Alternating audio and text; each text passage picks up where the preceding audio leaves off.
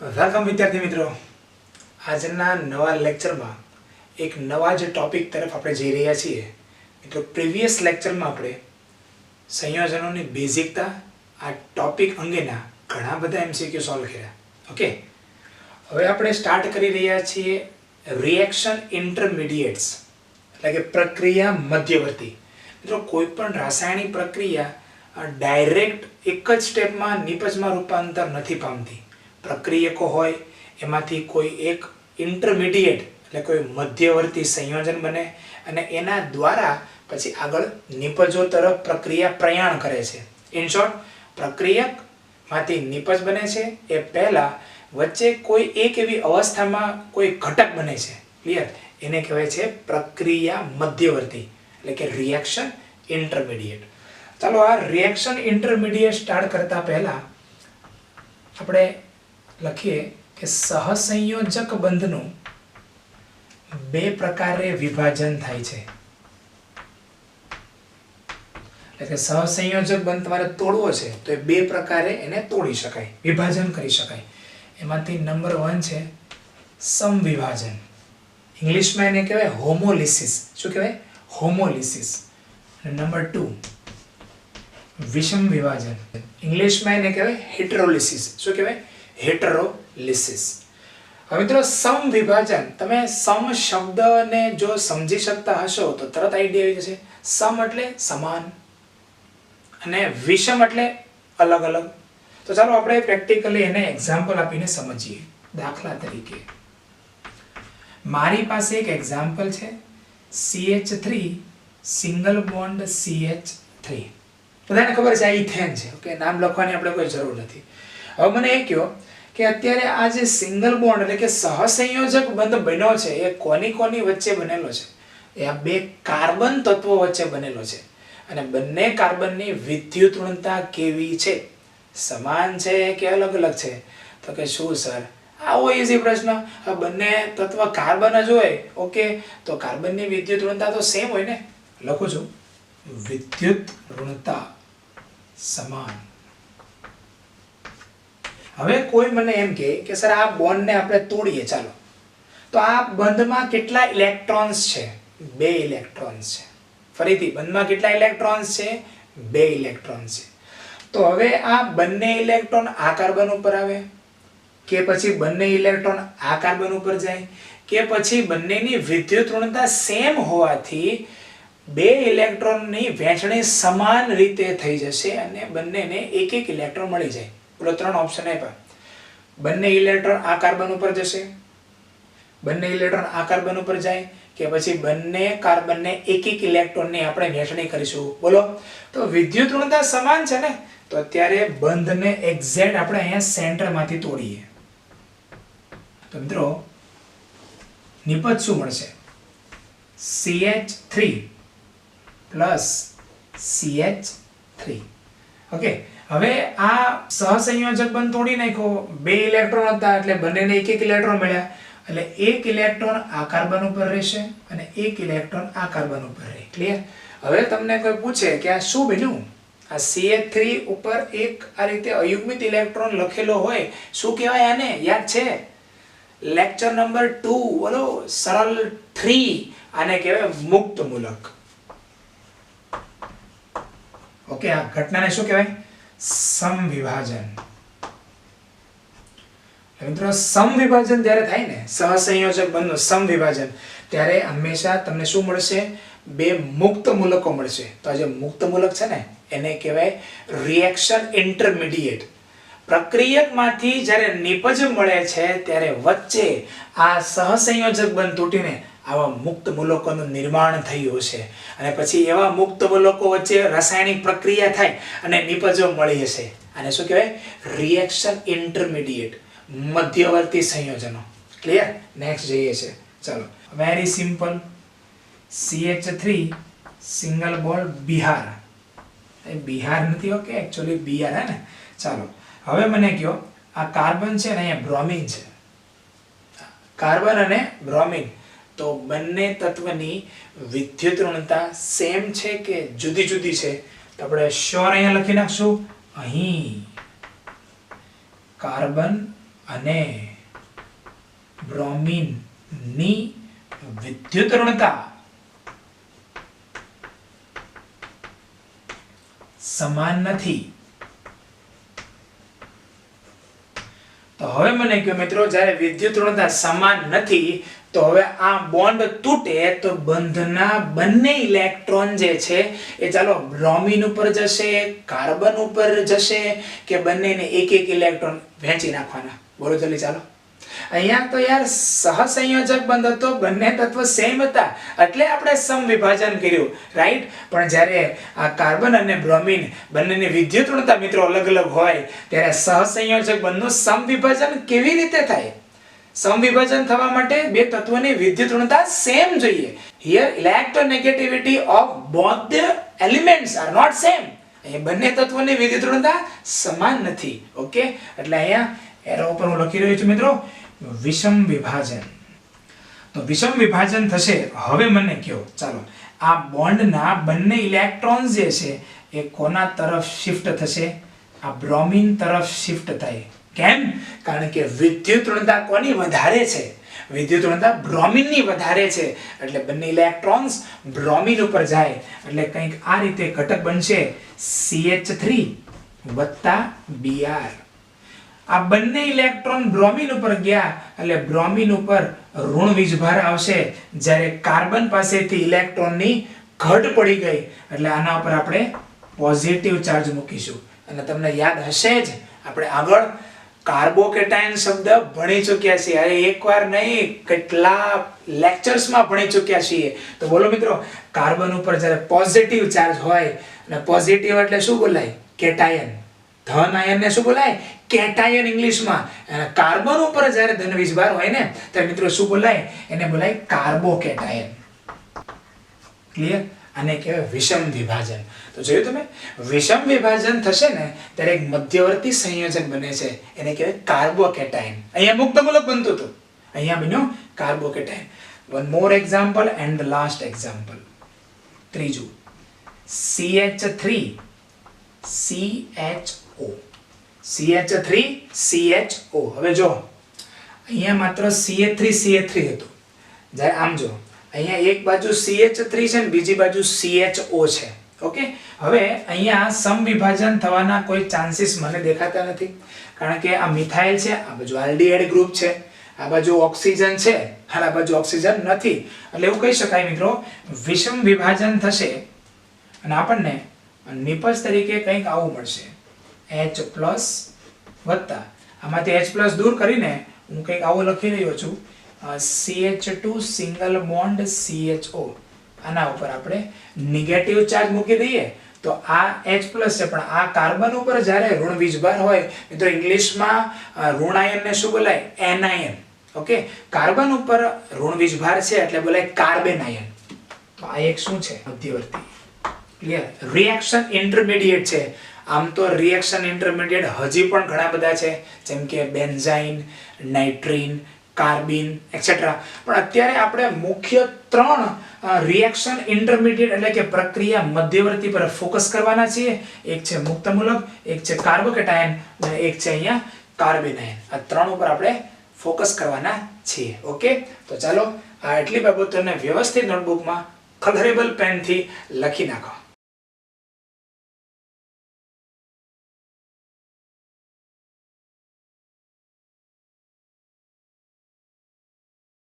Okay વિદ્યાર્થી મિત્રો, ચાલો હવે આપણે ફર્સ્ટ રિએક્શન ઇન્ટરમીડિયેટ પ્રથમ પ્રક્રિયા મધ્યવર્તી વિશે અભ્યાસ કરવા જઈ રહ્યા છીએ, અને એ છે કાર્બોકેટાયન. મિત્રો કાર્બોકેટાયન એ સૌથી મહત્વનો પ્રક્રિયા મધ્યવર્તી છે. ઓકે, કાર્બોકેટાયન તમે એકદમ મજબૂત કરો.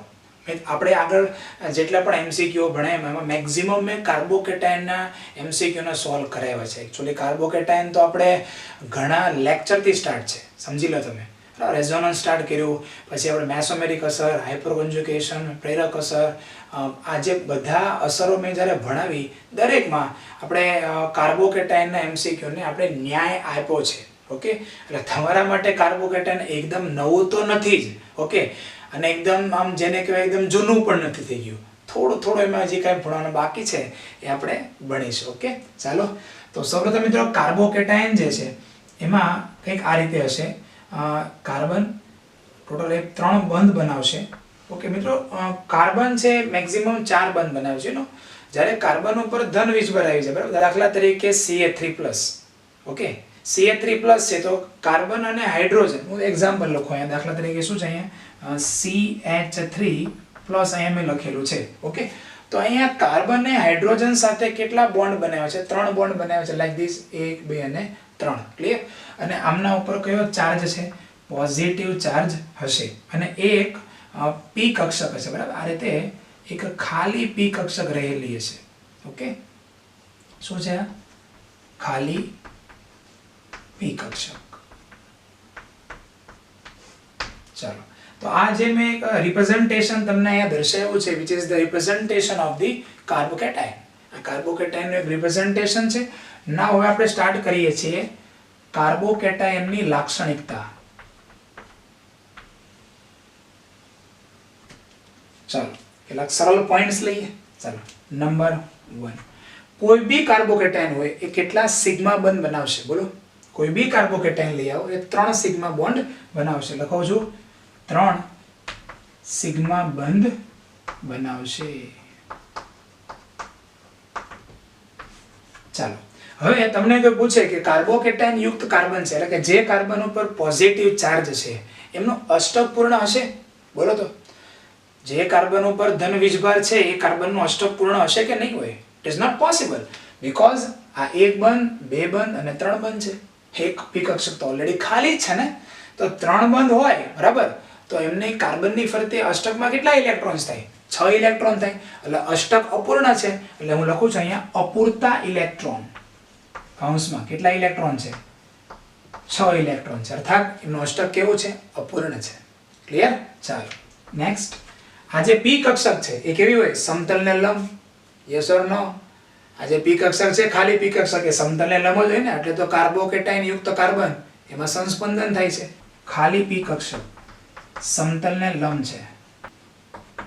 ઓકે, ચલો નેક્સ્ટ. હવે આપણે એનું સંકરણ ભણીએ. બોલો, કાર્બન જે છે કેટલા બોન્ડ બનાવ્યા છે? Sigma bond. 3 સિગ્મા બોન્ડ બનાવ્યા છે. કાર્બન પાસે કોઈ લોન પેર ઓફ ઇલેક્ટ્રોન તો છે જ નહીં, તો સિગ્મા પ્લસ લોન પેર એટલે 3 થશે ને. ખબર છે ને? કેમિકલ બોન્ડિંગમાં ઓલરેડી સંકરણ કેવી રીતે ફાઇન્ડ કરવું એ તમે ભણી ચૂક્યા છો. સિગ્મા બોન્ડ ગણી નાખવાનો અને લોન પેર્સ ગણી નાખવાની. સિગ્મા બોન્ડ કેટલા છે? 1 2 અને 3. લોન પેર કેવી છે? 0. ચાલો, તો અહીંયા સંકરણ કયું થશે? સંકરણ sp2. કયું સંકરણ? sp2 સંકરણ હશે. ઓકે, એન્ડ લાસ્ટ મિત્રો, આ જે કાર્બોકેટાયન જે છે એમને ઇલેક્ટ્રોન્સ અષ્ટક પૂર્ણ કરવા માટે ઘટે છે કે વધે છે? આપણે આ જીઓસીમાં લાસ્ટ, હું જીઓસીનો જે મેઇન પાર્ટ તમને અત્યારે ભણાવી રહ્યો છું એના લાસ્ટમાં તમને આ બે ટોપિક ભણાવવાનો છું. પણ જો અત્યારે તમને ખબર પડી જશે તો ત્યાં મારે ખાલી માહિતી આપવી પડશે. અત્યારે ખબર નહીં પડે તો 2 લેક્ચર પછી ફરીથી ત્યાં તમારે ભણવું પડશે, અને મારે તો ભણાવવાનું છે જ. પણ સમજી લો, એટલે બહુ નોર્મલ વસ્તુ છે. કાર્બન જે છે એમનું અષ્ટક પૂર્ણ નથી. ઓકે, એટલે એ શું પ્રયત્ન કરતા હશે? એ 2 ઇલેક્ટ્રોન્સ કોઈ જગ્યાએથી મળે એવો પ્રયત્ન કરી રહ્યા છે. કોઈ રાસાયણિક પ્રક્રિયા થતી હોય એમાં કોઈ અણુ પાસેથી, કોઈ ઘટક પાસેથી એ ઇલેક્ટ્રોન મેળવવાનો પ્રયત્ન કરી રહ્યા હશે. એટલે એમને કોની જરૂર છે? એમને ઇલેક્ટ્રોન્સની જરૂર છે. કેટલા ઇલેક્ટ્રોન? 2 ઇલેક્ટ્રોનની જરૂર છે. અર્થાત કે ઇલેક્ટ્રોનના ચાહક છે કે ઇલેક્ટ્રોનના દુશ્મન છે? તો ઓબ્વિયસલી ઇલેક્ટ્રોનના ચાહક છે. એને ઇલેક્ટ્રોન પ્રત્યે શું છે? આકર્ષણ છે કે ઇલેક્ટ્રોન પ્રત્યે અપાકર્ષણ છે? તો કે ભાઈ ઇલેક્ટ્રોન, એને 2 ઇલેક્ટ્રોન જોઈએ છે તો ઇલેક્ટ્રોન પ્રત્યે આકર્ષણ જ હોય ને. અને આ માટે એક શબ્દ છે ઇલેક્ટ્રોન અનુરાગી. તે ઇલેક્ટ્રોન અનુરાગી છે. ક્લિયર? ઇલેક્ટ્રોન અનુરાગીને શુદ્ધ ગુજરાતી ભાષામાં જો રજૂ કરીએ તો એમ બોલાય તે ઇલેક્ટ્રોન પ્રેમી છે. મિત્રો, અનુરાગ થવો એટલે પ્રેમ થવો. ઇલેક્ટ્રોન અનુરાગી એટલે ઇલેક્ટ્રોન પ્રેમી. ઇલેક્ટ્રોન પ્રેમી છે. કેમ ઇલેક્ટ્રોન પ્રેમી છે? કારણ કે કાર્બન ઉપર ધન વીજભાર છે, એને 2 ઇલેક્ટ્રોન્સ જોઈએ છે અષ્ટક પૂર્ણ કરવા માટે. એટલે ઇલેક્ટ્રોન એ મેળવવાનો પ્રયત્ન કરશે. અર્થાત કે તે પોતે શું થઈ ગયા? ઇલેક્ટ્રોન અનુરાગી. બીજી ભાષામાં કેવો હોય તો ઇલેક્ટ્રોન પ્રેમી, ત્રીજી ભાષામાં કેવો હોય તો ઇલેક્ટ્રોન ચાહક. ઓકે, અને ઇંગ્લિશમાં એને શું કહી શકાય? ઇલેક્ટ્રોફાઇલ. ઓકે, ગુજરાતીમાં ઇલેક્ટ્રોન અનુરાગી લખ્યું છે અને ઇંગ્લિશમાં એને કહેવાય મિત્રો ઇલેક્ટ્રોફાઇલ. ક્લિયર? તો આ રીતે મિત્રો આપણે આ કાર્બોકેટાયન ની શરૂઆત કરીને એમની કેટલીક લાક્ષણિકતાઓ અત્યારે ભણાવી છે, લખી નાખો.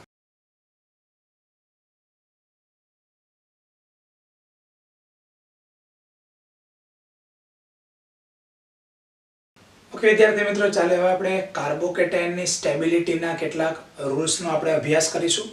મિત્રો હમણાં જ આપણે કાર્બોકેટાયનની લાક્ષણિકતાઓનો ઓલરેડી અભ્યાસ કરી ચૂક્યા છીએ. મિત્રો જનરલી આપણે જે પ્રશ્ન પૂછાય છે એમસીક્યુમાં, જેડબલઈ નીટમાં, એમાં કાર્બોકેટાયનની સ્ટેબિલિટી એ ખૂબ મહત્વનો બાબત છે. બરાબર, કાર્બોકેટાયનની સ્થિરતા જો તમને ખબર હશે તો એને આધારે જે પણ પ્રશ્નો આવતા છે, બરાબર, એ તમે આસાનીથી સોલ્વ કરી શકશો. તો મિત્રો નંબર 1 બાબત જે આપણે કાર્બોકેટાયનની સ્ટેબિલિટીમાં ધ્યાન રાખવાની છે અને એ છે ડાન્સિંગ કાર્બોકેટાયન. ગુજરાતીમાં પણ એને નાચતો કાર્બોકેટાયન નહીં લખીએ, અહીંયા હું ડાન્સિંગ કાર્બોકેટાયન જ લખું છું. now મિત્રો ફર્સ્ટ એક જોઈએ કે ડાન્સિંગ કાર્બોકેટાયન જે છે એમનું બંધારણ શું છે એના વિશે આપણે અભ્યાસ કરીએ. મિત્રો આ છે ડાન્સિંગ કાર્બોકેટાયન. બરાબર, આ રીતે. અને આ જે કાર્બન છે એમના પર ધન વીજભાર છે. આ જે કાર્બન છે એકચ્યુઅલી ત્યાં શું હોય? CH2. બરાબર ને? તો આ રીતે નીચે સાયક્લોપ્રોપેન રિંગ છે અને ઉપર આ CH2 અને પર પોઝિટિવ ચાર્જ છે. આ જે છે ને મિત્રો એ છે ડાન્સિંગ કાર્બોકેટાયન. અને તમે બીજું પણ નામ લખી શકો, સાયક્લોપ્રોપાઇલ મિથાઇલ કાર્બોકેટાયન. મિત્રો આ જે ડાન્સિંગ કાર્બોકેટાયન છે એમાં એકચ્યુઅલી ડાન્સિંગ કાર્બોકેટાયન શા માટે કહે છે? ઓકે, એકચ્યુઅલી આવો કોઈ ડાન્સિંગ કાર્બોકેટાયન એવું નામ હોય નહીં કાર્બોકેટાયનનું. નામ તો આ જ છે, સાયક્લોપ્રોપાઇલ મિથાઇલ કાર્બોકેટાયન. પણ શા માટે એને ડાન્સિંગ કાર્બોકેટાયન તરીકે ઓળખવામાં આવે છે એની થોડી આપણે ચર્ચા કરીએ. મિત્રો આ જે છે ને સાયક્લોપ્રોપેન, બરાબર, રિંગ જે છે એમાં બધા એંગલ જે છે આ બધા એ કેટલા 60 ડિગ્રીના એંગલ હશે. ક્લિયર? તો જે 60 ડિગ્રીના એંગલ છે એમાં ખૂબ જ એક પ્રકારનો સ્ટ્રેસ છે, ખૂબ જ તણાવ છે. આ તણાવને ડિક્રીઝ કરવા માટે થશે શું મિત્રો? આ જે સિગ્મા બોન્ડ જે છે એ તૂટે. ઓકે, અને આ જે ઇલેક્ટ્રોન છે, જે બંને ઇલેક્ટ્રોન, આ જે સિગ્મા બોન્ડ છે, હું અહીંયા આંગળી રાખું છું, આ સિગ્મા બોન્ડના બંને ઇલેક્ટ્રોન્સ એ આ ધન વીજભારિત કાર્બન તરફ મૂવ થશે. એટલે કંઈક આ પ્રકારે તમને કાર્બોકેટાયનનું નવું નિર્માણ દેખાશે, લાઈક ધીસ. અહીંયા સિંગલ બોન્ડ, અહીંયા પણ સિંગલ બોન્ડ અને અહીંયા પણ સિંગલ બોન્ડ. પણ આ જે બોન્ડ તૂટી જશે, બરાબર, અને એમના જે બંને ઇલેક્ટ્રોન્સ જે છે, સિગ્મા બોન્ડના બંને ઇલેક્ટ્રોન્સ એ આ તરફ શિફ્ટ થઈ જાય. એટલે કે અહીંયા પાઈ બોન્ડનું નિર્માણ થશે. ઓકે, હવે ઓલરેડી અહીંયા જે બંને ઇલેક્ટ્રોન્સ હતા એ આ બાજુ ગયા અને અહીંનો પોઝિટિવ ચાર્જ તો હવે રહેશે નહીં. તો પોઝિટિવ ચાર્જ કયા કાર્બન ઉપર આવી જાય? આ કાર્બન ઉપર શિફ્ટ થશે. યુ નો, એનું મેઇન રીઝન આ જ છે કે આ જે સાયક્લોપ્રોપેન રિંગ જે છે એમાં જે બધા ખૂણા જે છે ને 60 ડિગ્રીના છે. તો there is so much stress, ઘણો બધો સ્ટ્રેસ છે અને સ્ટ્રેસને ડિક્રીઝ કરવા માટે આ પ્રક્રિયા થશે. હવે આગળ જઈએ તો અત્યારે પોઝિટિવ ચાર્જ આ કાર્બન ઉપર આવ્યો છે આ સાઈડ, એટલે મેં આ બોન્ડને તોડી નાખ્યો. તો સેમ પોસિબિલિટી આ સાઈડ પણ થઈ શકે. એટલે એક નવું બંધારણ અહીંયા દોરું છું જેમાં કંઈક આ રીતે ડિઝાઇન હશે. અહીંયા single bond, again here single bond અને અહીંયા સિંગલ બોન્ડ. ક્લિયર? અને ત્યારબાદ અહીંયા શું થશે? ડબલ બોન્ડ આવશે. ક્લિયર? અને પોઝિટિવ ચાર્જ જે છે એ આ કાર્બન ઉપર આવશે. ઇન શોર્ટ અહીંયા જે કાર્બન ઉપર જે ધન વીજભાર હતો, બરાબર, એ ધન વીજભાર આ સાઈડ આ કાર્બન ઉપર અને આ સાઈડ આ કાર્બન ઉપર એ ડાન્સિંગ કરે છે, લાઈક ધીસ, આ સાઈડ અને આ સાઈડ. ક્લિયર? તો એ એકવાર ધન વીજભાર આ સાઈડના કાર્બન ઉપર આવશે અને કોઈ બીજી ક્ષણે ધન વીજભાર આ બાજુના કાર્બન ઉપર હશે. એટલે કે એમાં એક પ્રકારનું ડાન્સિંગ નેચર જોવા મળે છે. ઓકે, આમ ડાન્સ થતો હોય એ પ્રકારની એની રચના છે, એટલા માટે ડાન્સિંગ કાર્બોકેટાયન કહેવાય છે. હવે આ જે કાર્બોકેટાયન છે એ ખૂબ જ એક્સ્ટ્રા સ્ટેબિલિટી ધરાવે છે, ખૂબ સ્થાયી છે. કેમેસ્ટ્રીમાં જેટલા પણ કાર્બોકેટાયન આવશે, જેટલા પણ carbocation, all of this carbocation, બરાબર, આ ડાન્સિંગ કાર્બોકેટાયન એટલે કે સાયક્લોપ્રોપાઇલ મિથાઇલ કાર્બોકેટાયન એ સૌથી સ્ટેબલમાં સ્ટેબલ કાર્બોકેટાયન છે. ઓકે, નેક્સ્ટ ચાલો હવે જઈએ છીએ આગળ નંબર 2. જો કાર્બોકેટાયન એરોમેટિક પ્રણાલીનો ભાગ હોય તો તેની સ્થિરતા વધુ હશે. આ મુદ્દો સર શું કહેવા માંગે જરા સમજાવો તો જરા સમજીએ. મારી પાસે કંઈક આ રીતે એક કાર્બોકેટાયન છે, સાયક્લોપ્રોપેન રિંગ છે. અહીંયા હું ડબલ બોન્ડ કરી નાખું સાયક્લોપ્રોપીન, અને અહીંયા આપણે કરી નાખીએ છીએ ધન વીજભાર. ઓકે, કેટલા પાઈ ઇલેક્ટ્રોન છે? It is 2 pi electron. બોલો એરોમેટિક છે કે નહીં? એરોમેટિક છે કે નહીં? તો plus single double, double single plus, સંપૂર્ણ ચક્રીય સંસ્પંદન અહીંયા થવાનું છે. યસ ઓર નો?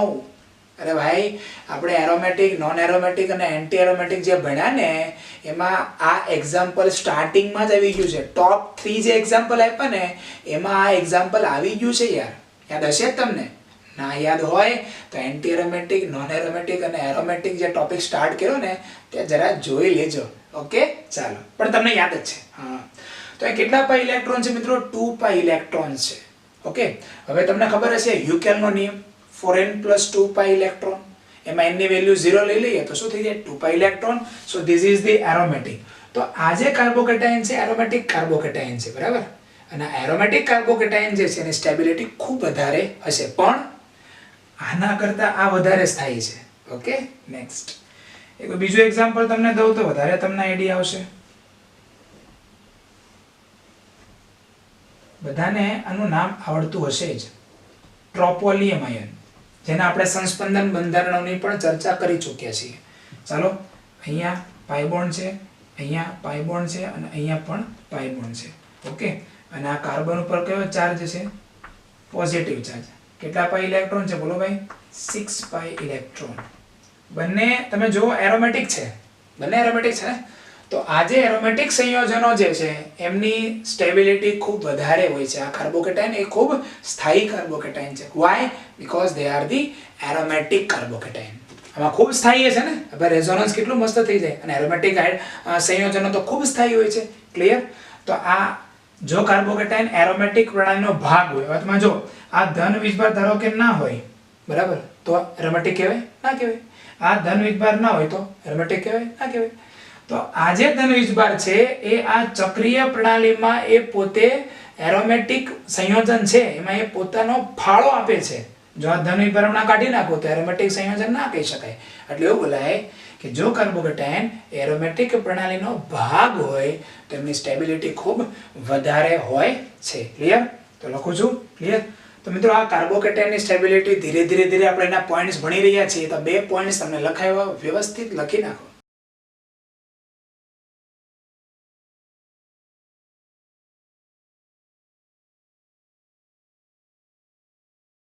ચલો તૃતીય નિયમ તરફ જઈએ છીએ. કાર્બોકેટાયનની સ્થિરતા એ ચલે છે સંસ્પંદન બંધારણોની સંખ્યા. જેમાં વધારે સંસ્પંદન બંધારણો ડ્રો થઈ શકતા હોય એવા કાર્બોકેટાયનની સ્ટેબિલિટી વધારે હોય છે. ઘણાને પ્રશ્ન થશે સર સમજાવો કઈ રીતે? ચલો દાખલા તરીકે તમે આ જોયું હશે જ, બરાબર? આના ઉપર પોઝિટિવ ચાર્જ છે અને હમણાં જ આપણે આ ડ્રો કર્યું હતું ટ્રોપોલિયમ આયન, બરાબર ને? તો આ ટ્રોપોલિયમ આયન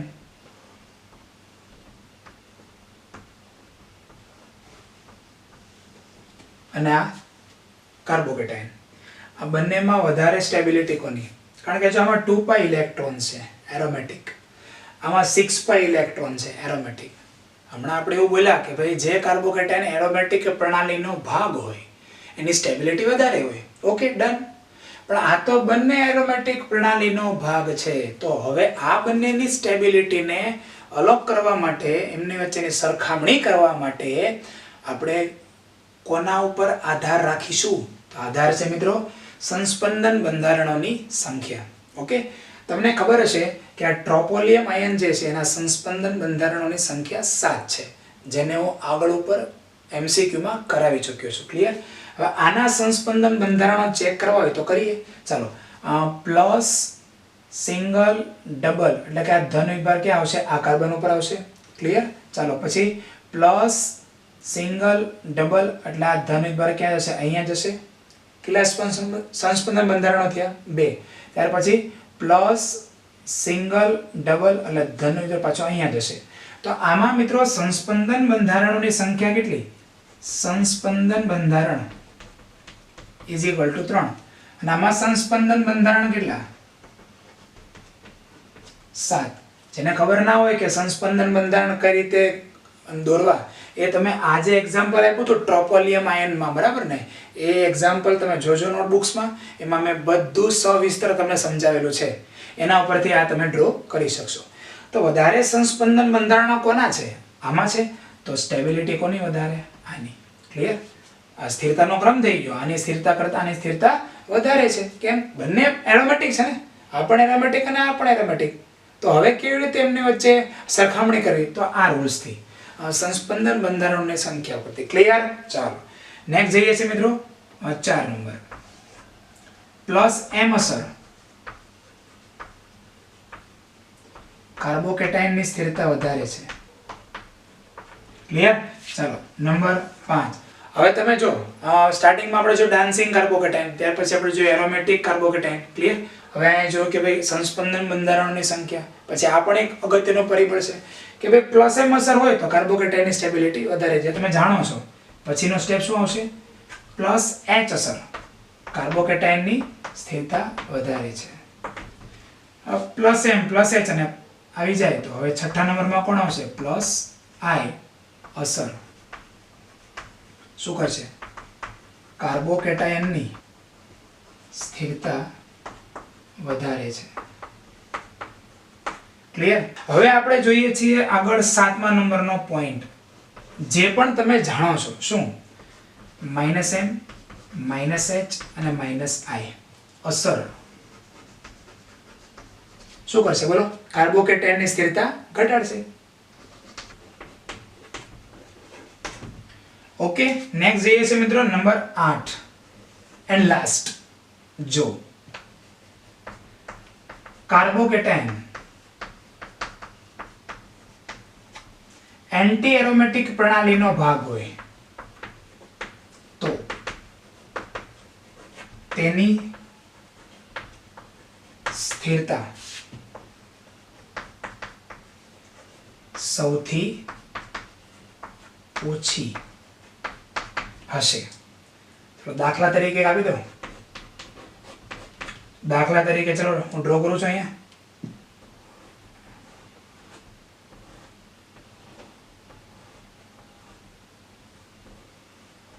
કેટલા પાઈ ઇલેક્ટ્રોન છે? 4 પાઈ ઇલેક્ટ્રોન. અને 4 પાઈ ઇલેક્ટ્રોન છે એટલે આ શું થઈ ગયું? Anti aromatic. તો plus single double, double single double, double single plus. સંસ્પંદનને આધારે ચેક કરવા જાવ તો સંસ્પંદન તમારે થાય છે, પણ માત્ર સંસ્પંદન મહત્વનું નથી. એ એન્ટી એરોમેટિક છે કાર્બોકેટાયન, તો એની સ્ટેબિલિટી એકદમ ઓછી. ક્લિયર? તો આજે મેં 8 જે તમને નિયમ લખાવ્યા છે એમને સ્ટેપ બાય સ્ટેપ તમે યાદ રાખો. સ્ટેપ નંબર 1 બોલો જલ્દી. સ્ટેપ નંબર 1 શું લખી શકાય? કે ભાઈ ડાન્સિંગ કાર્બોકેટાયન એ સૌથી સ્થાયી કાર્બોકેટાયન છે. ઓકે. ત્યાર પછી સ્ટેપ 2 શું આવ્યું? કે ભાઈ જો કાર્બોકેટાયન એ એરોમેટિક પ્રણાલીનો ભાગ હોય, બરાબર છે, તો એ કાર્બોકેટાયનની સ્ટેબિલિટી વધારે હોય. ત્યાર પછી સ્ટેપ 3 શું આવ્યું? કે કાર્બોકેટાયનની સ્ટેબિલિટી એ સંસ્પંદન બંધારણોની સંખ્યાના સમપ્રમાણમાં હોય છે. More the resonating structure, more the stability of the carbocations. જો આ સંસ્પંદન બંધારણોની સંખ્યા વધારે હોય તો કાર્બોકેટાયનની સ્ટેબિલિટી પણ વધારે હશે. સ્ટેપ 3 પૂરા. ત્યાર પછી સ્ટેપ 4 માં શું આવ્યું? પ્લસ એમ અસર એ શું કરે છે? કાર્બોકેટાયનની સ્ટેબિલિટી વધારે છે. ત્યાર પછી સ્ટેપ 5 માં શું આવ્યું? પ્લસ એચ અસર એ કાર્બોકેટાયનની સ્ટેબિલિટી વધારે છે. ત્યાર પછી શું આવ્યું? પ્લસ આઈ અસર એ કાર્બોકેટાયનની સ્ટેબિલિટી વધારે છે. અહીંયા સુધી આપણે કાર્બોકેટાયનની સ્ટેબિલિટી વધારે છે, આની બહુ વધારે છે, આની એના વિશે ચર્ચા કરી. હવે જે છે 7મા અને 8મામાં આ સત્ય પે સત્તા આમાં શું છે ભાઈ ઘટાડે. કોણ ઘટાડે? તો કે બધા માઇનસ વાળા.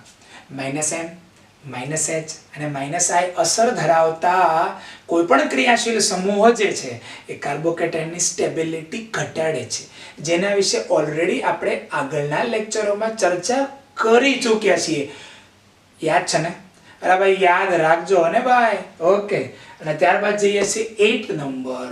ઓકે, તો 8મા નંબરમાં શું આવ્યું? If the carbocation is the part of the anti-aromatic, then the carbocation is most unstable carbocation.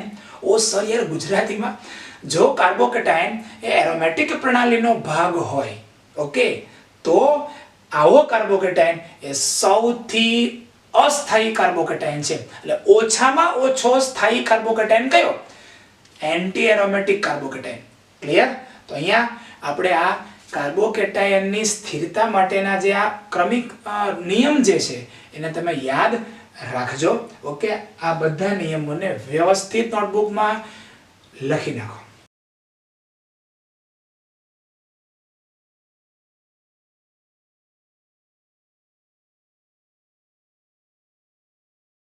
Okay વિદ્યાર્થી મિત્રો, ચાલો હવે આપણે જે કાર્બોકેટાયનની સ્ટેબિલિટી માટે જે નિયમો જોયા એમાં આગળ જઈએ છીએ. કાર્બોકેટાયનની સ્થિરતાનો ક્રમ ઓલરેડી આપણે નિયમોમાં આવી ચૂક્યો છે કે એરોમેટિક, જે કાર્બોકેટાયન એરોમેટિક પ્રણાલીનો ભાગ હોય એમની સ્ટેબિલિટી ઘણી વધારે હોય છે, અને જે કાર્બોકેટાયન એ એન્ટી એરોમેટિક પ્રણાલીનો ભાગ હોય એમની સ્ટેબિલિટી સૌથી ઓછી હોય છે. શું શબ્દ બોલું છું? સૌથી ઓછી હોય છે. ક્લિયર? લાસ્ટમાં છે. અને વચ્ચે કોણ આવશે? Non aromatic carbocation. Clear? Okay, ના એરોમેટિક ના એન્ટી એરોમેટિક, તેને શું કહેવાય? Non aromatic carbocation. તો લેટ અસ સ્ટાર્ટ મિત્રો. આ MCQ તરફ જઈએ છીએ મિત્રો. MCQ નંબર 1, કયો કાર્બોકેટાયન વધુ સ્થાયી છે? તો ચલો સ્ટાર્ટ કરીએ. આમની નીચે તમે પણ લખજો. તો ઓપ્શન લખી નાખજો, 4 ઓપ્શન, એમને નીચે બધી હિન્ટ તમે લખજો. ચાલો શું છે? 6 ઇલેક્ટ્રોન. Okay, aromatic.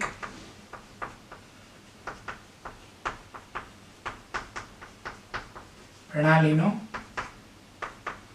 ભાગ છે. કોણ? કાર્બોકેટાયન. ઓકે, 6 ઇલેક્ટ્રોન છે, કાર્બોકેટાયન ને એરોમેટિક પ્રણાલીનો ભાગ છે. ચાલો હવે આ એક ખાલી કાર્બોકેટાયન છે. પેલા ચેક કરો, રેઝોનન્સ થાય છે? તો કે સાહેબ પ્લસ સિંગલ સિંગલ સિંગલ, બધા સિંગલ જ છે, નો કોઈ ડબલ છે જ નહીં. બધા સિંગલ હોય તો પછી એરોમેટિક અને એન્ટી એરોમેટિક શબ્દ તો કાઢી જ નાખ્યા. હવે ચાલો આવશે શું? આ નોન એરોમેટિક કહેવાય. ના એરોમેટિક, ના એન્ટી એરોમેટિક, ના નોન એરોમેટિક. ક્લિયર? હવે આમાં શું ચેક કરાય? ધન વીજભારિત કાર્બન જે છે એની બાજુનો જે આ કાર્બન છે, યાદ છે કે ભૂલાઈ ગયું? એને શું કહેવાય છે? Alpha carbon. તો આમાં બોલો શું છે? Alpha H is equal to, ચાલો આ કાર્બન જે છે આલ્ફા H કેટલા હશે? 1. ઓકે, એટલે અહીંયા હાઇપર કોન્જુગેશન થશે. પ્લસ H માઇનસ H આ બધું અત્યારે અહીંયા લાવતા નહીં. જસ્ટ આલ્ફા H 1 છે, હાઇપર કોન્જુગેશન થશે. ચાલો આમાં આવો. કેટલા પાઈ ઇલેક્ટ્રોન છે મિત્રો? 4 પાઈ ઇલેક્ટ્રોન. અને માટે બોલો શું કહી શકાય? માટે કાર્બોકેટાયન એન્ટી એરોમેટિક પ્રણાલીનો ભાગ છે. પ્રણાલીનો ભાગ છે.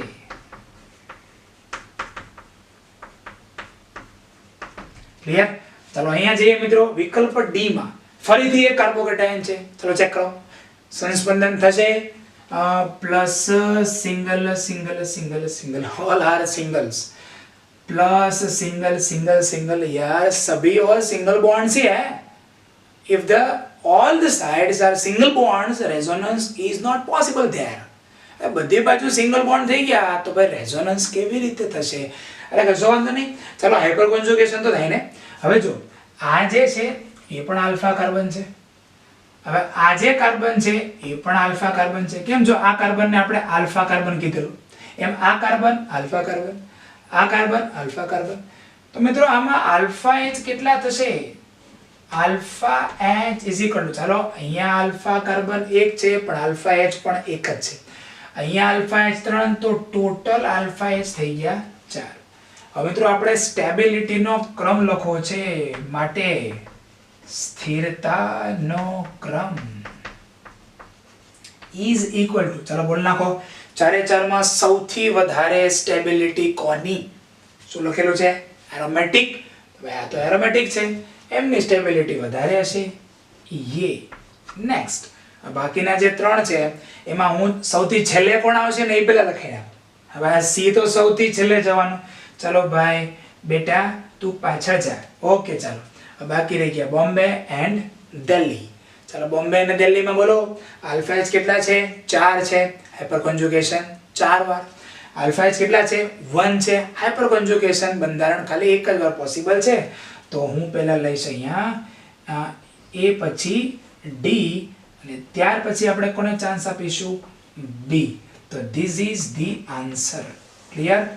આ રીતે મિત્રો એમસીક્યુ ને હોલે હોલે તમે સમજીને સોલ્વ કરીશો, તરત જ એમસીક્યુ આવડી જશે. ઓકે મિત્રો, એમસીક્યુ ને લખી નાખો.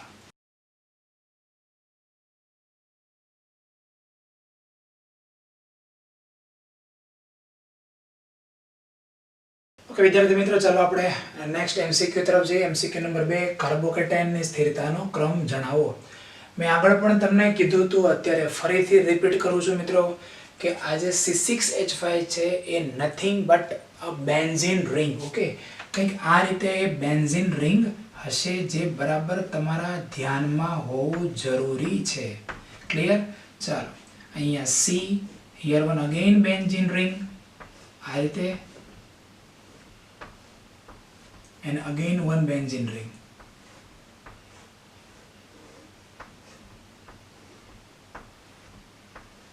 અને આ કાર્બન ઉપર પોઝિટિવ ચાર્જ છે. હવે સમજો બરાબર, હું કોઈ એક રિંગમાંથી રેઝોનન્સ સ્ટાર્ટ કરું, રાઈટ? તો અહીંયા પ્લસ સિંગલ ડબલ એટલે આ જગ્યાએ ધન વિભાર આવશે, પછી પ્લસ સિંગલ ડબલ એટલે આ કાર્બન ઉપર ધન વિભાર જાય, પછી પાછું પ્લસ સિંગલ ડબલ એટલે અહીંયા ધન વિભાર આવશે, અને પ્લસ સિંગલ અહીંયા આવશે ધન વિભાર. હવે આ જે ધન વિભાર ફરીથી જ્યાં હતો તેને ત્યાં આવી ગયો. ઓકે, એટલે ઘણા બધા સંસ્પંદન બંધારણોનું નિર્માણ થયું. ચાલો હવે નીચેની બાજુ સંસ્પંદન પામે, એટલે પ્લસ સિંગલ ડબલ અહીંયા, પછી અહીંયા, પછી અહીંયા, અને પુનઃ જ્યાં હતો ત્યાંને ત્યાં. એટલે જેટલા સંસ્પંદન બંધારણો અહીંયા રચાણા એટલા જ સંસ્પંદન બંધારણો અહીંયા પણ રચાય. અને ચાલો સેમ આ સાઈડ જશે, અહીંયા આવશે, અહીંયા, અહીંયા, અને પુનઃ જ્યાં હતો ત્યાંનો ત્યાં. તો વિચાર કરો મિત્રો, આજે અત્યારે કાર્બોકેટાઇન છે કે 3 બાજુ બેન્ઝીન રિંગ છે, તો કેટલું બધું સંસ્પંદન થાય, કેટલા રેઝોનેટિંગ સ્ટ્રક્ચર તૈયાર થાય, કેટલા સંસ્પંદન બંધારણો રચાશે. આથી એવું કહી શકાય કે મિત્રો આમાં સંસ્પંદન ખૂબ વધારે થશે. ઓકે, ખૂબ વધારે સંસ્પંદન. ક્લિયર? બીજી એક માહિતી તમને આપવા માંગુ છું મિત્રો, આ બેન્ઝીન સાથે જોડાયેલા કાર્બન ઉપર જો ધન વીજભાર હોય ને એવા કાર્બોકેટાઇનને શું બોલાય? બેન્ઝાઇલિક કાર્બોકેટાઇન. બેન્ઝાઇલિક કાર્બોકેટાઇન. શું છે બેન્ઝાઇલિક કાર્બોકેટાઇનની વ્યાખ્યા? બેન્ઝીન સાથે જોડાયેલા કાર્બન ઉપર ધન વીજભાર હોય. બરાબર? બેન્ઝીન સાથે જોડાયેલા કાર્બન ઉપર ધન વીજભાર હોય, શું બોલાય? બેન્ઝાઇલિક કાર્બોકેટાઇન. હવે આ કયો બેન્ઝાઇલિક કાર્બોકેટાઇન કહેવાય? જો અત્યારે આ જે કાર્બન ઉપર ધન વીજભાર છે એ કાર્બન બીજા કેટલા કાર્બન સાથે અટેચ છે? જો એક તો આ, પછી એક આ 2, અને એક આ 3. તો મિત્રો આને કહેવાય તૃતીયક બેન્ઝાઇલિક કાર્બોકેટાઇન. ચલો હવે અહીંયા જઈએ. જ્યારે હું આ રીતે સમજાવી રહ્યો છું ત્યારે અહીંયા પણ હું રિંગ ડ્રો કરીને તમને સમજાવવા માંગુ છું, જેનાથી તમારા માઇન્ડમાં 11 સાયન્સ 12 સાયન્સ દરમિયાન આ ફંડામેન્ટલ ટોપિક જે છે ને એ ભૂલાય નહીં. એટલા માટે થોડો સમય આપીને તમને સમજાવવા માંગુ છું. ફરીથી તમે જોઈ શકો છો, આ ધન વીજભાર અહીંયા રેઝોનન્સ પામીને જશે, પછી પેરા પોઝિશન ઉપર અગેન ઓર્થો, પુનઃ આ જગ્યા આવી જશે, પાછો અહીંયા ઓર્થો, પેરા, ઓર્થો, અને જ્યાં હતો ત્યાંનો ત્યાં. એટલે અહીંયા પણ શું લખી શકાય મિત્રો? અહીંયા ખૂબ વધારે સંસ્પંદન લખેલું, અહીંયા પણ શું લખી નાખીએ મિત્રો? સંસ્પંદન. આગળ લખું વધારે એમ. ઓકે ને, ખૂબ શબ્દ કાઢી નાખ્યો, કારણ કે આની સાપેક્ષે સંસ્પંદન ઓછું થાય છે એટલે ખાલી અલગ દર્શાવવા માટે. બાકી તમારે તો આ જ યાદ રાખવાનું છે, આ 3 બેન્ઝીન ચક્ર છે વધારે સંસ્પંદન, એના કરતાં આમાં 1 બેન્ઝીન ચક્ર ઘટી ગયું એટલે સંસ્પંદન ઘટી ગયું. ક્લિયર ને? ચાલો, શબ્દની માયાજાળમાં ફસાઈ ન જતા. આગળના કર લખે પછી ખૂબ વધારે સંસ્પંદન છે સર, આમાં ખૂબ કેમ ન લખ્યું? અલા ભાઈ, સમજવા માટે ખાલી. ઓકે, ચાલો મિત્રો, હજો બેન્ઝીન સાથે જોડાયેલા આ કાર્બન ઉપર શું છે? ધન વીજભાર છે. બોલો કયો કાર્બોકેટાઇન બોલાય? બોલો બધા. એમને કહેવાય ફરીથી બેન્ઝાઇલિક કાર્બોકેટાઇન. શું? બેન્ઝાઇલિક કાર્બોકેટાઇન. ચાલો, અહીંયા કયો કાર્બોકેટાઇન બોલશું? દ્વિતીય. કેમ? કારણ કે આ કાર્બન આ બીજા 2 કાર્બન સાથે અટેચ્ડ છે. અને લાસ્ટ જઈએ છે મિત્રો, આ માત્ર એક જ બેન્ઝીન ચક્ર છે. ઓકે, અને અહીંયા છે CH2+. ચાલો, શું થશે? સંસ્પંદન.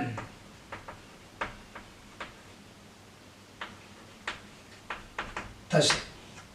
ઓકે, પણ આની સાપેક્ષે સંસ્પંદન ઓછું થશે એટલે હું વધારે કે ખૂબ શબ્દ લખતો નથી. ઓકે, કાર્બોકેટાયનની સ્થિરતા is proportional to સંસ્પંદન બંધારણોની સંખ્યા. તમે જોઈ શકો છો આમાં સંસ્પંદન બંધારણો વધારે છે અને માટે સ્થિરતાનો ક્રમ. બોલો, સૌથી પહેલા સ્થિરતા કોની આવશે? A, પછી B અને પછી C. ચાલો, હજી એક બાબત લખતા ભૂલાઈ ચૂકી છે. કઈ બાબત લખતા ભૂલાઈ ગઈ? આ બાબત. અહીંયા શું લખશું મિત્રો? કયો કાર્બોકેટાઇન છે? બેન્ઝીન સાથે જોડાયેલા કાર્બન ઉપર ધન વીજભાર છે. શું બોલાય ફરીથી? બેન્ઝાઇલિક કાર્બોકેટાઇન. બેન્ઝાઇલિક કાર્બોકેટાઇન. અને કયો બેન્ઝાઇલિક કાર્બોકેટાઇન થશે મિત્રો? પ્રાથમિક. કેમ પ્રાથમિક કાર્બોકેટાઇન? કારણ કે આ જેના પર ધન વીજભાર છે એ કાર્બન બીજા એક કાર્બન સાથે જોડાયેલો છે. Okay, clear? તો MCQ ને લખી નાખો.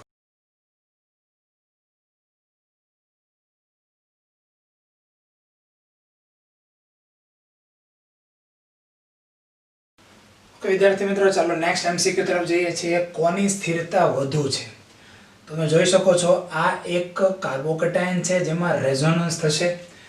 ધન વીજભાર રેઝોનન્સ પામીને અહીંયા આવશે, અહીંયાથી અહીંયા અને અહીંયાથી અહીંયા, અને લખું છું અહીંયા નીચે વધુ સંસ્પંદન. ચલો, ક્લિયર? હવે આમાં જઈએ છીએ પ્લસ સિંગલ ડબલ સંસ્પંદન. કેમ આમાં વધારે સંસ્પંદન લખ્યું? કારણ કે ભાઈ આ બેન્ઝીન ચક્ર સાથે સંસ્પંદનમાં ભાગ લે તો સંસ્પંદન બંધારણો કેટલા બધા તૈયાર થાય. આમાં તમે જો આ પ્લસ સિંગલ અને ડબલ, આ ધન વીજભાર અહીંયાથી અહીંયા જાય. ક્લિયર? આના સાપેક્ષે સંસ્પંદન બંધારણ ઓછા કે નહીં? ઓકે, ચાલો આમાં જઈએ મિત્રો. પ્લસ સિંગલ ને એવું કઈ ડબલ તેવું કઈ છે નહીં, લોન પેર નથી, બરાબર, મુક્ત મૂલક નથી, આમાં તો સંસ્પંદનની વાત જ નથી આવતી. તો હવે શું વિચારાય કે કાર્બોકેટાઇન હોય તો હાઇપર કોન્જુગેશન તો થાય કે નહીં? તો આ જે કાર્બન છે એ કાર્બન કયો કહેવાય? Alpha carbon. આ ધન વીજભારની બાજુનો કાર્બન છે આલ્ફા કાર્બન કહેવાય ને. તો આમાં આલ્ફા H કેટલા છે? તો આલ્ફા H બરાબર 3. ક્લિયર? એટલે આમાં હાઇપર કોન્જુગેશન થશે. અને ત્યાર પછી જે આ મિત્રો આનું નામ છે વિનાઇલ કાર્બોકેટાઇન. અને હવે આમની માટે આપણે એક નોંધ લખીએ. જ્યારે ધન વીજભાર લખું છું અહીંયા, જ્યારે ધન વીજભાર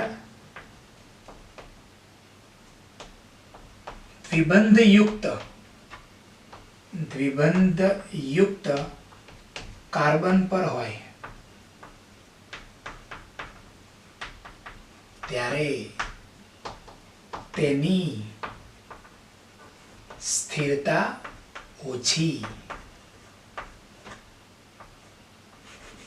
શું લખ્યું? આ વિનાઇલ કાર્બોકેટાઇન છે, એમાં ધન વીજભાર તો આ કાર્બન ઉપર છે, બરાબર ને? હવે આમાં સંસ્પંદન તો થશે જ નહીં, પણ જોજો એમને કહેતા હશે પ્લસ સિંગલ ડબલ, એટલે આમાં ક્યાં પ્લસ સિંગલ ડબલ? એવું પ્લસ ને આ ડબલ. સિંગલ બોન્ડ તો ક્યાં અહીંયા છે પ્લસ, પછી સિંગલ બોન્ડ તો મને નહીં દેખાતો. પ્લસ અને જે કાર્બન ઉપર પ્લસ છે ત્યાં તો ડબલ બોન્ડ છે, એટલે આમાં સંસ્પંદનનો કોઈ ચાન્સ નથી. આને કહેવાય પ્લસ સિંગલ ડબલ. જો ફરીથી પ્લસ સિંગલ ડબલ, અહીંયા રેઝોનન્સ થાય સરળ વન મુજબ, પણ આમાં રેઝોનન્સ ના થાય. બીજું હું તમને કહું કે અહીંયા જે ધન વીજભારિત કાર્બન છે, આ કાર્બન પાસે જો ડબલ બોન્ડ છે, એટલે કે વધુ વિદ્યુત ઋણતા sp2 સંકરણ, તો માઇનસ આઈ અસર લાગુ પડી જાય, તો આ કાર્બોકેટાયનની સ્ટેબિલિટી ઘટી જાય. ઓકે, તો ચાલો હવે સ્થિરતાનો આપણે ક્રમ લખીએ.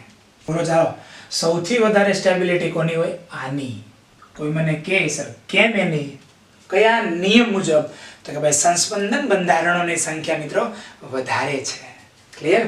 ચાલો નેક્સ્ટ જઈએ. આની પછી કોનો હરાવ છે? બી ફોર બોમ્બે. કેમ? આની સાપેક્ષામાં સંસ્પંદન બંધારણો ઓછા છે. ક્લિયર? પણ સંસ્પંદન તો થાય છે ને, એટલે આ બેની સ્ટેબિલિટી આગળ આવી ગઈ.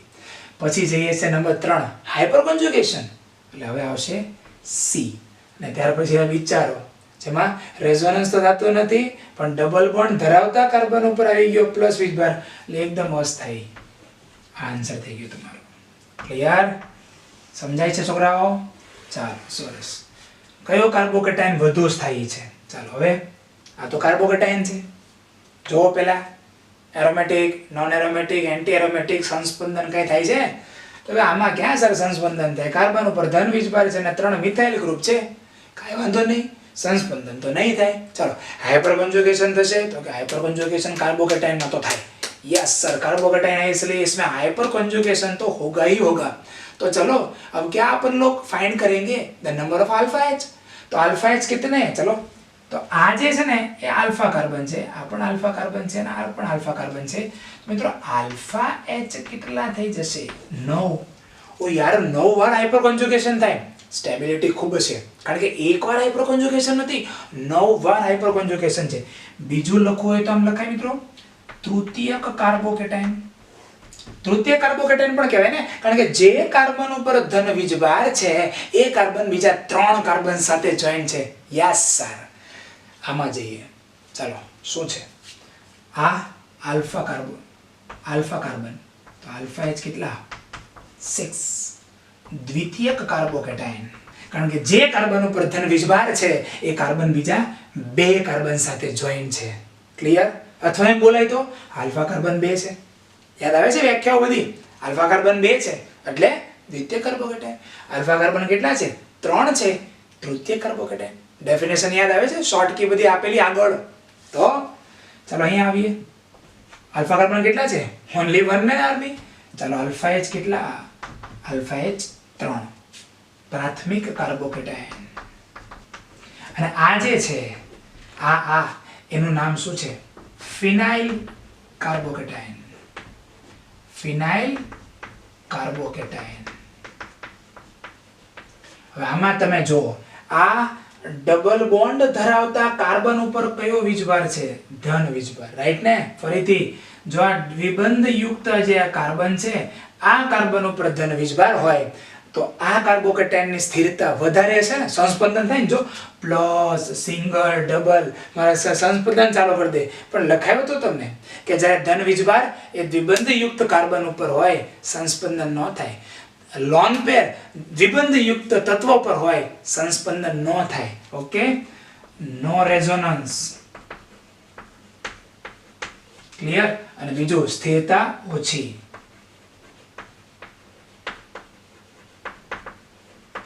કેમ સ્થિરતા ઓછી? રીઝન શું? Reason is this. ઓકે, આ રીઝન એનું કે ધન વીજભાર છે દ્વિબંધ યુક્ત કાર્બન ઉપર હોય તો સ્ટેબિલિટી ઓછી. અને માટે ચલો ભાઈ, માટે સ્થિરતાનો ક્રમ શું થશે? ચાલો પહેલા તો આપણે એ ફોર એપલ, ચાલો હવે બી ફોર બોમ્બે, હવે સી ફોર ચેન્નાઈ અને ડી ફોર દિલ્હી. આ થઈ ગયું A B C D. Okay, this is the order of the stability of the carbocation. Okay, તો બંને MCQ ને વ્યવસ્થિત લખી નાખો.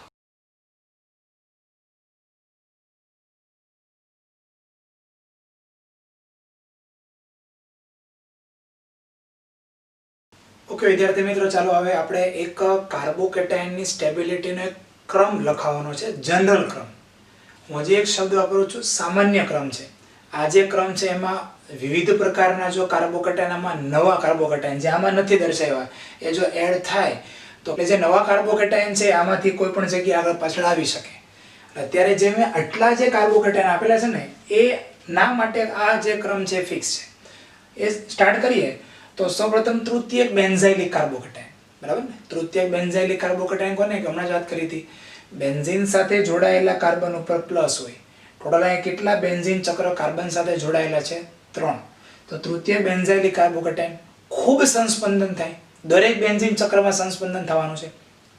ધન વીજભાર દરેક બેન્ઝીન ચક્ર સાથે સંસ્પંદનમાં ભાગ લેશે.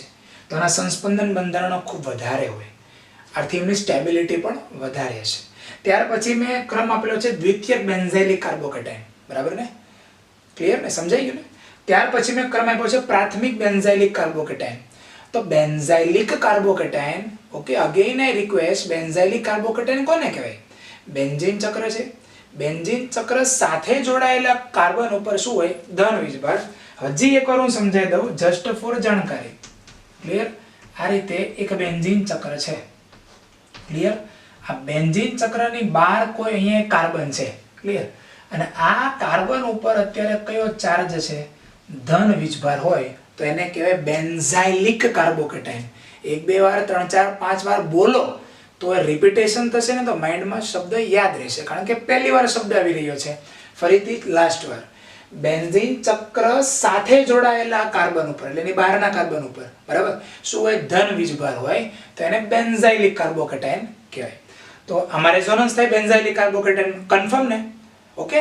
તો બેન્ઝાઇલિક કાર્બોકેટાયન તૃતીયક, ત્યાર પછી દ્વિતીયક ને ત્યાર પછી પ્રાથમિક. ઓકે, આ 3 જે સ્ટાર્ટિંગમાં જે મૂક્યા છે બધા બેન્ઝાઇલિક કાર્બોકેટાયન રેઝોનન્સ વાળા. ચાલો હવે અહીંયા આવો. આ શું છે? તૃતીયક બ્યુટાઇલ કાર્બોકેટાયન. આલ્ફા એચ કેટલા? 9. તો આલ્ફા એચ 9 હોય એવો આ તૃતીયક બ્યુટાઇલ કાર્બોકેટાયન જે છે એની સ્ટેબિલિટી કેવી હશે? વધારે.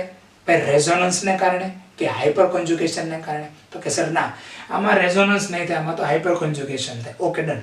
તમારે 9 હાઇપર કોન્જુગેશન બંધારણોની રચના થઈ શકે.